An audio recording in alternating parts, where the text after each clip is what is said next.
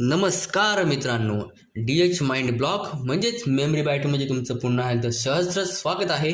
आपण 30 डेजचा चॅलेंज घेतला आहे आणि त्याच्यापैकी हा आपला 6वा डे असणार आहे. 6वा डे असणार आहे. माझ्याकडनं काल बोललं गेलं की काल 4था डे होता. तो 4था नसून 5वा होता, कारण 4थ्या डेला मी व्हिडिओ टाकला नव्हता.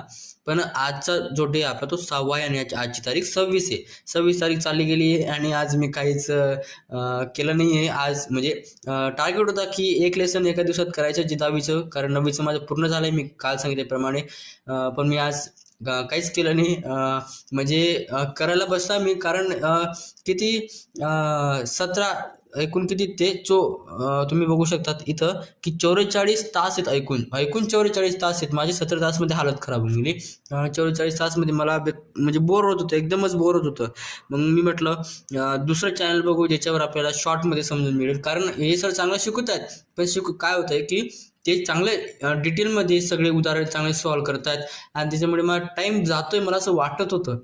पण मी काय केलं की बघू म्हणतं 10वीचं आपल्याला दुसरीकडे कुठे मिळतं का शॉर्टमध्ये. बघितलं मी, ते बघितलं. पण तुम्ही पाहू शकता मी इथं लिहिलं, पण असं होतं की ते मला समजत होतं, पण एक वाईब नाही येत होती, कारण ते सर चांगलं शिकवत होते आणि आपलं मन पण चांगलं लागत होतं.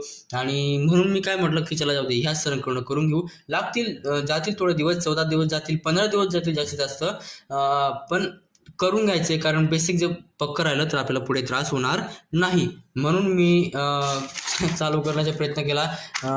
चॅप्टरचं नाव लिहिलं, बस तिथंच थांबून गेला आणि त्याच्या पुढे काय केलं नाही मी. पण मी तरी बघेल उद्या 2 लेसन, कारण एक लेसन तुमचं तरी 4 तास, ऑलमोस्ट 4 तासपर्यंत आहे. बाकीचे तर 4.5 तासच्या वरती लेसन्स, आणि एका दिवसात ते मला लेसन्स पूर्ण करायचे. असे 14 दिवसात मला ते पूर्ण करायचे.